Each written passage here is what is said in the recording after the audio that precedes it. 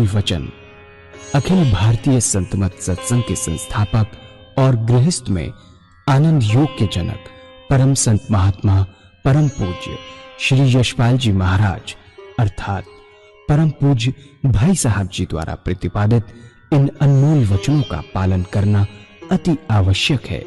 ये वचन हमारी गृहस्थ आध्यात्मिक साधना के लिए मूलभूत सिद्धांत हैं, जो इस प्रकार हैं। हम दुनिया की हर चीज की कीमत आंकते हैं, अपने मानव जीवन की कीमत भी जाने व परमात्मा की प्राप्ति हेतु साधना करें।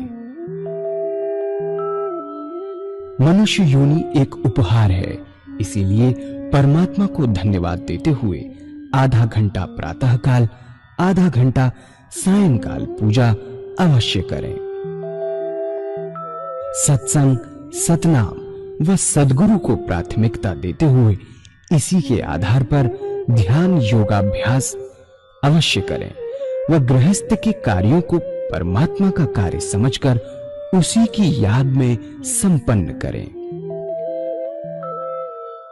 हर समय ये ध्यान रहे कि गुरु कृपा द्वारा परमात्मा की पवित्र सत्ता का हमारी आत्मा में वास है, अतः मन में निरंतर अपने इष्ट देव का जाप करें। मान सम्मान की इच्छा न करें व अपमान से दुखी न हो। परमात्मा के अतिरिक्त किसी और का भय न करें। दूसरों की बुराई न करें, न सुने, सत्य व मधुर बोलें, अश्लील शब्द मुंह से ना निकालें, सभी से नम्रतापूर्ण व सुंदर व्यवहार करें। धर्म पत्नी के अतिरिक्त अपने से बड़ी से माता जैसा, बराबर की से बहन जैसा व छोटी से पुत्री जैसा व्यवहार करें। सांसारिक जीवन यापन की आवश्यकताएं अंतहीन है, इसलिए अधिक से अधिक समय सत्संग में व धन परोपकार में खर्च करें। याद रखें, न स्त्री माया है, न धन दौलत, न ही परिवार। माया वह है जो हृदय को परमात्मा से दूर हटा दे। अतः निरंतर सत्संग और सद्गुरु की शरण में रहने का प्रयास करें। भोजन अपने इष्ट को अर्पण कर प्रसाद रूप में परमात्मा की याद में करें। रात्रि में सोने से पहले अच्छे बुरे कार्यों का आत्मनिरीक्षण कर उसका समुचित पश्चाताप करते हुए ध्यान करें व प्रभु की गहरी याद में ही विश्राम करें। परमात्मा तू ही है, तेरी इच्छा पूर्ण हो।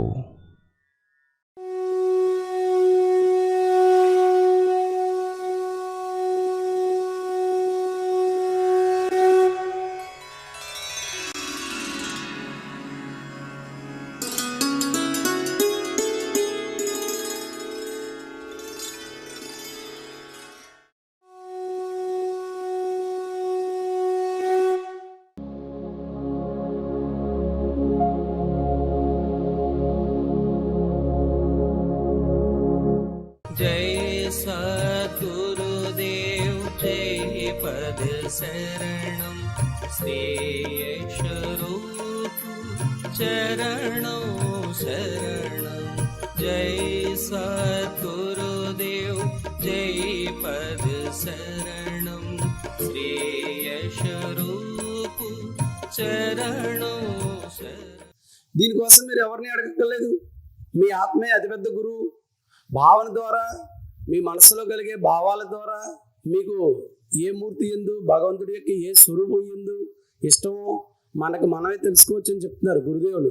భావన ప్రధానం, మూర్తి కాదు, భగవంతుడి యొక్క ఆకారం కాదు. భావన ద్వారా ఆ పరమాత్మని మనలోకి ఆహ్వానం చేసుకుని మన హృదయంలో, మనసులో స్థాపించుకుని ధ్యానం చేయడం ద్వారా అత్యంత సుందరమైనటువంటి స్థితి కలుగుతుంది అని చెప్తున్నారు. కనుక మనం రోజు చేసేటువంటి శారీరక పూజ ఏదైతే ఉందో అది ప్రారంభ స్థితి. దాన్ని దాటి ఇంకా పైకి వెళ్ళాలని చెప్తున్నారు గురుదేవులు. మానసిక పూజ అది రెండో స్థితి. కొంచెం ముందుకెళ్ళాలి. మనసు ద్వారా మానసికంగా ధ్యానం అభ్యాసం చేయడం నేర్చుకోవాలి. దీనికోసం గురుదేవులు ఏమని చెప్తున్నారు? ఒకే ఒక ఇష్టదైవాన్ని నిశ్చయించుకోండి అని చెప్తూ ఉన్నారు. మనకు రకరకాలైనటువంటి దేవీ దేవతామూర్తులు ఉన్నాయి. వాటన్నిటిలోనూ ఏదో ఒక ఇష్టదేవుని యొక్క రూపాన్ని కానీ నామాన్ని కానీ నిశ్చయించుకోండి. మనం కళ్ళు మూసుకుని ప్రశాంతంగా కూర్చుంటే రకరకాలైనటువంటి దేవీ దేవతామూర్తులు అలా వచ్చి వెళ్తూ ఉంటాయి. కానీ ఏదో ఒక రూపం మీద మీ మనసు అలా ఒక్కసారి లగ్నం చెందుతుంది. అదే మీ ఇష్టదైవం కింద స్వీకరించాలి. అదేవిధంగా భగవన్నామం, నామజపం చేయడం వలన కలిగేటువంటి లాభం కన్నా ఆ నామాన్ని మానసికంగా జపించడం వల్ల కలిగే లాభం చాలా ఎక్కువ అని చెప్తున్నారు గురుదేవుడు. రకరకాలైనటువంటి నామాలు ఉన్నాయి. భగవంతుడి యొక్క పేర్లు చాలా చాలా ఉన్నాయి. మీ మనస్సును అడగండి, పరమాత్మ యొక్క ఏ పేరు స్మరించడం వలన ఎక్కువ ఆనందం కలుగుతుందో దాన్ని మీ ఇష్టదేవి యొక్క నామం కింద స్వీకరించండి. ఈ రోజు వరకు మీరు చేస్తున్నటువంటి పూజా విధానం కానీ, అర్చనలు, అభిషేకాలు, పారాయణాలు కానీ ఏవి విడిచిపెట్టక్కర్లేదని చెప్తున్నారు గురుదేవులు. దానిలోనే చిన్న మార్పు చేయండి అని చెప్తున్నారు. ఒక 10 నిమిషాల పాటు రోజు మీరు చేసేవి పూర్తి చేసేసుకుని 20 నిమిషాల పాటు గురువు గారు చెప్పిన విధంగా ధ్యానం మనసు ద్వారా స్మరించండి, మనస్సులోనే దర్శించండి.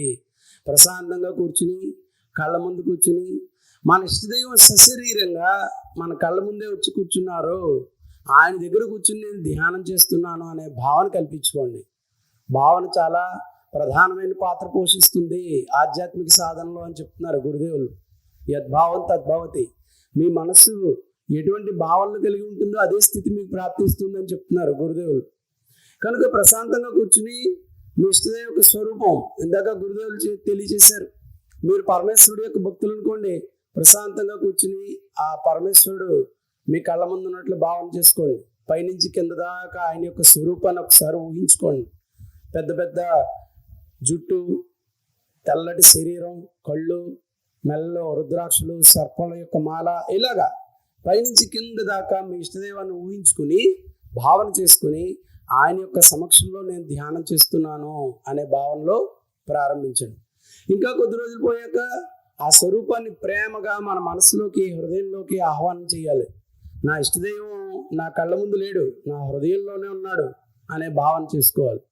అదేవిధంగా నామస్మరణ, నామజపం, ఓం అని కానీ, రామ్ అని కానీ, గోవింద అని కానీ, మీకు ఏ నామం ఇష్టమైతే ఆ నామం ప్రశాంతంగా కూర్చుని మన హృదయ స్పందనలో మీ ఇష్టదేవి యొక్క నామాన్ని వినడానికి ప్రయత్నం చేయాలి. ప్రారంభ స్థితిలో హృదయం స్పందిస్తుంటుంది మనందరికీ కూడా. ప్రశాంతంగా విన్నట్లయితే ఆ హృదయ స్పందనలో మన ఇష్టదేవి యొక్క నామాన్ని వినడానికి ప్రయత్నం చేయాలి. వినగా వినగా వినగా ఏమవుతుంది? సాధన చేయగా అభ్యాసం చేయగా కొద్ది రోజులకి మీ హృదయ స్పందన స్థానంలో మీ ఇష్టదేవి యొక్క నామం వినబడుతుంది. ఎంతో శాంతి, ఆనందం కలుగుతుందని చెప్తున్నారు గురుదేవులు. మీరు గుళ్ళల్లో, పుణ్యక్షేత్రాల్లో, తీర్థయాత్రల్లో కలిగే ఆనందం ఇంట్లో కూర్చుని మీ హృదయంలోనే, మీ మనసులోనే పొందొచ్చు అని చెప్తున్నారు. ఈ ఆనందమే అన్నిటికీ కారణం అని చెప్తూ ఉన్నారు. ఈ విధంగా మానసిక సాధన చేయడం వల్ల కలిగే లాభాలు ధ్యానం, మనో ఏకాగ్రత, సుషుప్తి, సహజ సమాధి, గొప్ప గొప్ప స్థితులకు వెళ్ళొచ్చు అని చెప్తున్నారు. ధ్యానంలో కూర్చునే ఉంటారు, కళ్ళు మూసుకుని, శరీరం ఇక్కడే ఉంటుంది, మనసు ఎక్కడికో వెళ్ళిపోతుంది. చూసే వాళ్ళకి మీరు అందరూ కూడా నిద్రపోతున్నట్లుగా కనబడుతుంది. ఒకసారి ఒక డాక్టర్ గారు పరమపూజ్య గురుదేవుల్ని ఇదే ప్రశ్నించారట. మహారాజ్, మీరు అందరినీ కూడా కూర్చోబెట్టి నిద్రపుచ్చుతున్నారు, ఇదేం పని, ఇది ధ్యానం ఏంటి అని అడిగట. అప్పుడు గురుదేవులు ఒకటే చెప్పారు, డాక్టర్ గారు కరెక్టే అండి, నిజమే, మేము చేయించే ధ్యానం వల్ల అందరూ నిద్రపోతున్నారు. మరి ఇదే పని మీరు ఎన్నో మాత్రలు ఇచ్చినా సరే, ఎన్నో ఇంజక్షన్లు ఇచ్చినా సరే, నిద్రలేని వాళ్ళకి, మనోవ్యధతో, మానసిక వ్యధతో ఉన్న వాళ్ళకి మరి ఇదే నిద్రని మీరు తీసుకురాలేకపోతున్నారు కదా అని అడిగట గురువు గారు. వెంటనే ఆ డాక్టర్ గారు చేతులు జోడించి గురుదేవులకు నమస్కరించారు. కనుక ధ్యానం చేస్తే మానసిక పరమైనటువంటి ఆనందం కలగాలి, శాంతి కలగాలి. అది పూజ యొక్క ముఖ్య ఆవశ్యకత అని చెప్తున్నారు గురుదేవులు. ये बताया मैंने साकार पुजारी के लिए जो मूर्तियों को मानते हैं. बहुत से भाई लोग हैं मूर्ति को नहीं मानते. जो मूर्ति को नहीं मानते वो नाम को पकड़े. मैं वो भगवान के नाम को पकड़े और उस नाम को चुने जो आपकी आत्मा को सबसे प्यारा लगता है. आत्मा का खेल है ये. आत्मा परमात्मा का हिस्सा है, इसलिए परमात्मा का खेल है. हिंदू भाई ओम नाम, मुस्लिम भाई अल्लाह, सिख भाई वाहगुरु, क्रिश्चियन भाई क्राइस्ट या गॉड। जो जिसको मानता है उसको मानिए, क्योंकि हमको मेडिटेशन करना है। जो नाम आपकी आत्मा को प्यारा लगे उसे पकड़े। आसन वही है, बड़े आराम से बैठिए सुखासन से, हृदय की तरफ निगाह करिए, बड़े प्यार से बैठिए और हर दिल की धड़कन पर उस नाम को सुने जो आपको सबसे ज्यादा प्यारा लगता है। शुरू शुरू में दिक्कत आती है, शुरू शुरू में नहीं होता, पर धीरे धीरे करते करते अभ्यास होता चला जाता है। भगवान श्री कृष्ण ने गीता में 4 विशेष बात बतलाई। पहला है आहार की शुद्धि, दूसरा है विहार की शुद्धि, तीसरा है अभ्यास। अभ्यास पर बहुत भारी जोर है। आज जो भी है, जिस पोजीशन में बैठे हैं, जो काम करते हैं, सिर्फ अभ्यास से करते हैं और इतना जबरदस्त अभ्यास हो जाता है कि अगर अंधेरे में भी हमको काम करना हो तो बड़े आराम से उस काम को कर सकते हैं, क्योंकि अभ्यास। शुरू शुरू में जाप करिए, बड़े प्यार से बैठिए, ओम, वाइब्रेशन पूरे शरीर के अंदर महसूस कीजिए, ओम, सुनिए बड़े प्यार से, ओम, बड़े प्यार से लीजिए। धीरे धीरे ऐसी हालत होती है कि ना कोई दूसरा विचार रहता ना ख्याल, उसमें ऐसे तल्लीन हो जाते हैं कि अपने आप से गायब हो जाते हैं, हमें होश नहीं होता अपना। नाम भी सुनना बंद हो जाता है और इतने महब हो जाते हैं उस चीज के अंदर कि अगर आपके बराबर में कोई ढोल भी बजा रहा हो तो उसकी आवाज आपको सुनाई नहीं देती। ये कंसंट्रेशन की हालत है।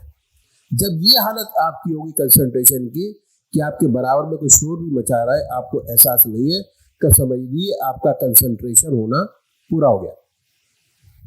उसी को आगे बढ़ा रहे, बड़ी शांति मिले। और जब चेतन अवस्था में आते हैं, थॉटलेस स्टेज, कोई विचार नहीं, कोई ख्याल नहीं, कोई आवाज नहीं, अपने नाम में इतने मशगूल हो जाते हैं, इतने लिप्त हो जाते हैं कि हमें आसपास की आवाज का कोई साधन नहीं होता, आवाज ही नहीं आती।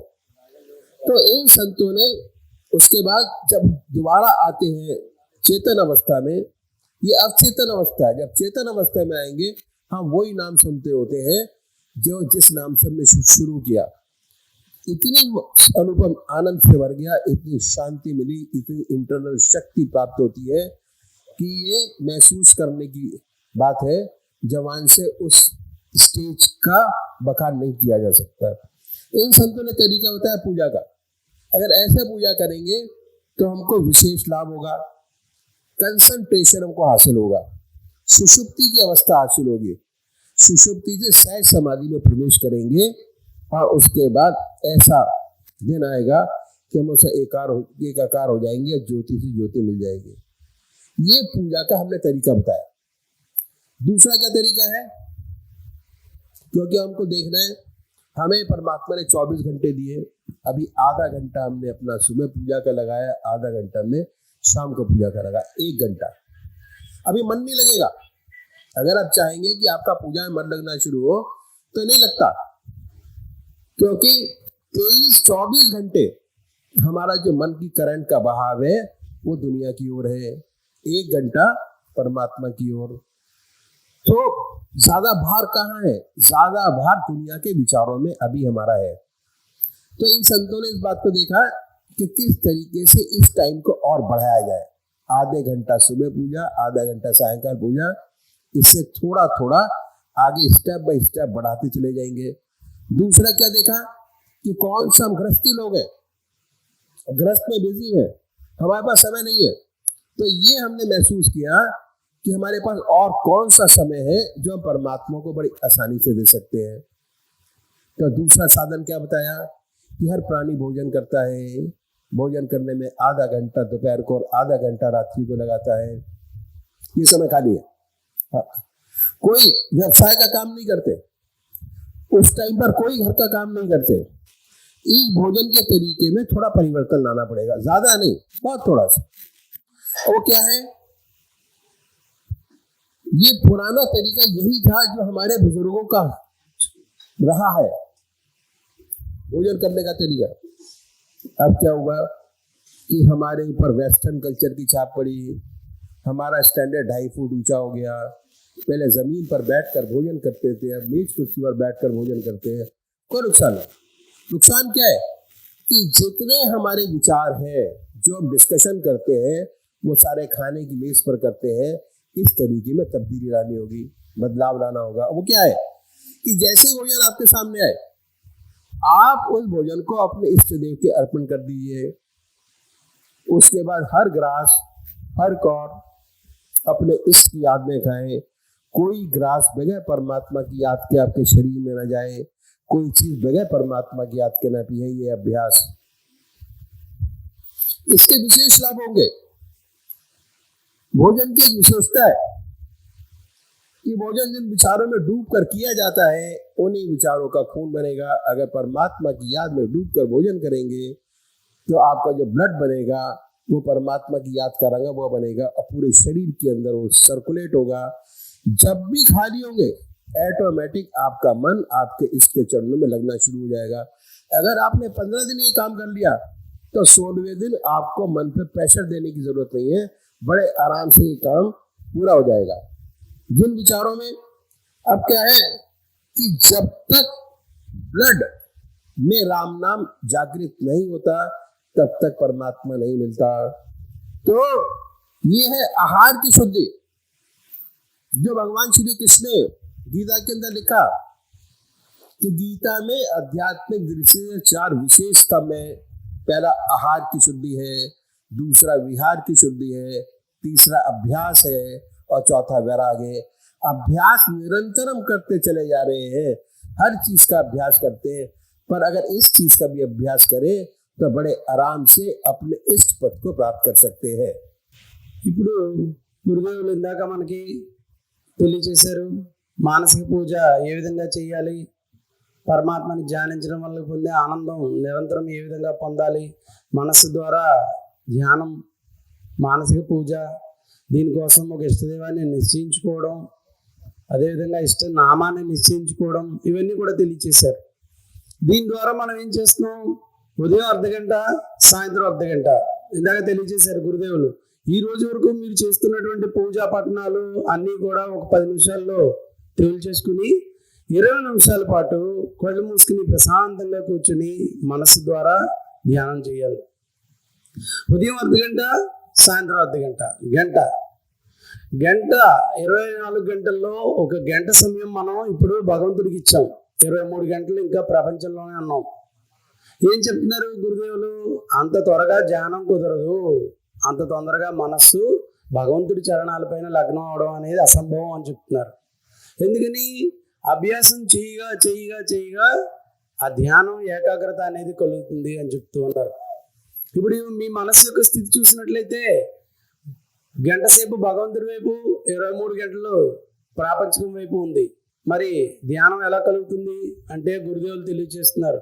ఇంకా ఖాళీ సమయం ఏమైనా ఉందా అనేటువంటిది ఒకసారి చూసినట్లయితే మీ సంసారం తాలూకా పనులు కానీ, మీ వ్యవసాయం, వృత్తులు, ఉద్యోగాలు, వ్యాపారం, వీటన్నిటి తాలూకా సమయాన్ని మీ దగ్గరే ఉంచి ఖాళీ సమయం ఏమైనా ఉంటే పరమాత్మకి ఇమ్మని చెప్తున్నారు గురుదేవులు. చూడండి, మనం ప్రతి ఒక్కళ్ళు కూడా మధ్యాహ్నం, రాత్రి భోజనం చేస్తాం. భోజనం చేసేటప్పుడు మనం ఏం చేస్తాం, ప్రపంచం తాలూకా పనులు ఏమి చెయ్యం, వ్యవసాయం చెయ్యం, వ్యాపారం చెయ్యం, ఉద్యోగం చెయ్యం. భోజన సమయం కేవలం భోజనానికే కేటాయిస్తాం. సుమారుగా అర్ధగంట సమయం మధ్యాహ్నం, అర్ధగంట రాత్రి. మరి ఈ భోజన సమయం అంతా కూడా వృధాగానే పోతుంది. దీన్ని కూడా, ఈ సమయాన్ని కూడా మనం పూజగా, పరమాత్మ స్మరణగా మార్చుకోవాలి అంటే చిన్న మార్పు చేసుకోవాల్సి ఉంది అని చెప్తున్నారు గురుదేవులు. అదేమిటి అంటే, పూర్వకాలం మన పెద్దవాళ్ళందరినీ చూసినట్లయితే చక్కగా నేల మీద కూర్చుని భోజనం చేసేవారు. ఇప్పుడు అందరికీ కూడా డైనింగ్ టేబుల్ వచ్చేసాయి. ఆ డైనింగ్ టేబుల్ మీద కూర్చుని భోజనం చేస్తున్నాం. దీనివల్ల ఎటువంటి తప్పు లేదని చెప్తున్నారు గురుదేవులు. పైన కూర్చుని తినడం వల్ల ఎటువంటి తప్పు లేదు, కానీ తినేటువంటి ఆ విధానంలోనే చిన్న మార్పు తీసుకురావాలి అని చెప్తున్నారు. మీకు భోజనం వడ్డించగానే మీ ఇష్టదైవానికి అర్పించండి, ప్రసాదంగా నైవేద్యం పెట్టండి. మీ ఇష్టదైవానికి ఆ భోజనాన్ని అర్పించి ప్రసాదంగా భావించి ప్రతి ముద్ద కూడా మీ ఇష్టదైవం యొక్క స్మరణలో స్వీకరించండి. ప్రతి ముద్ద కూడా భగవన్నామ స్మరణలో తినండి. ఆఖరికి మంచినీళ్ళు కూడా ప్రతి కుక్క కూడా మీ యొక్క భగవన్నామ స్మరణతో గుటకలేసి మంచినీళ్ళు కూడా తాగాలి. ఈ విధంగా భోజనాన్ని భగవత్ స్మరణలో తినడం వలన 3 విశేషమైన లాభాలు కలుగుతాయని చెప్తున్నారు గురుదేవులు. ఏమిటి? మొట్టమొదటిది, భగవన్నామ స్మరణలో భోజనం చేయడం వలన రక్తం అంతా కూడా పరిశుద్ధమైపోతుంది. అంటే మీ యొక్క ఆ భోజనం ద్వారా కలిగేటువంటి శక్తి ఆ రక్తంగా మారినటువంటి అది ఏమైతే ఉందో దాంట్లో రామనామం, భగవన్నామం రంగరించబడి ఉంటుంది. ప్రతి ఆ శరీరంలో ప్రవహించే రక్తనాళాలు ప్రతి చోట కూడా భగవన్నామంతో, పరమాత్మ నామస్మరణతో నిండిపోయిన ఆ రక్తం శరీరం అంతటా ప్రవహించడం వలన చాలా ఎంతో విశేషమైన లాభం కలుగుతుంది. ధ్యానాన్ని కూర్చోగానే ఇక మీరు ఎటువంటి ప్రత్యేకమైన ఒత్తిడి తీసుకురావాల్సిన అవసరం లేదు. స్వతహాగానే తేలికగానే దాని అంతటా అదే మీ మనసు భగవన్ నామస్మరణపై లగ్నం చెందుతుంది అని చెప్తూ ఉన్నారు. ఎప్పుడు? మధ్యాహ్నం రాత్రి కూడా మనం ప్రాపంచిక విషయాలు మాట్లాడకుండా కేవలం పరమాత్మ స్మరణలోనే భోజనం చేసినప్పుడు. రెండవది, స్వాతంత్ర్య నిగ్రహం. ఈ విధంగా భగవన్ నామస్మరణలో భోజనం చేయడం వలన నాలుక మీ నియంత్రణలోకి వస్తుంది. రుచుల మీద ఆధిపత్యం సాధిస్తారు. మీరు రుచులకు బానిస అయిపోక్కర్లేదు. రకరకాలైనటువంటి రుచికరమైన భోజన పదార్థాలు తినాలనే కోరికలు కలగవు. మూడవది, ఎంత పడితే అంత తినేసి కడుపు పట్టకుండా ఎక్కువగా తినేసి అనారోగ్యం పాలయ్యేటువంటి ప్రమాదం కూడా ఉండదు. భగవన్ నామస్మరణలో భోజనం చేయడం వలన మనకి ఎంత ఆకలిస్తుందో అంతే తింటాం. ఈ లాభం కూడా ఉందని చెప్తున్నారు గురుదేవులు. ఈ విధంగా భోజనాన్ని అర్ధగంట సమయం, మధ్యాహ్నం అర్ధగంట సమయం, రాత్రి కూడా భగవన్ నామస్మరణలో భోజనం చేయడం వలన ఆహార శుద్ధి కింద మారిపోయింది. దీనినే ఆధ్యాత్మిక భాషలో ఆహార శుద్ధి అంటారు. గురుదేవులు తెలియచేశారు, శ్రీకృష్ణ పరమాత్మ ఆత్మజ్ఞానం పొందడానికైనా, భగవంతుని పొందడానికైనా, సాధనలో విజయం సాధించడానికైనా 4 ముఖ్యమైన విషయాలు ప్రతి వ్యక్తి కూడా కలిగి ఉండాలి అని తెలియచేశారట. మొట్టమొదటిది ఈ ఆహార శుద్ధి, రెండవది విహార శుద్ధి, మూడవది అభ్యాసం, నాలుగవది వైరాగ్యం. అభ్యాసం లేదా ధ్యానం సాధన ఎలా చేయాలో ఇందాక గురుదేవులు తెలియచేశారు. అదేవిధంగా ఆహార శుద్ధి అనగా భోజనాన్ని భగవన్ నామస్మరణలో ఎలా స్వీకరించాలో కూడా తెలియచేశారు. ఇప్పుడు ఏం జరిగింది మనం చూసుకున్నట్లయితే వెనక్కి తిరిగి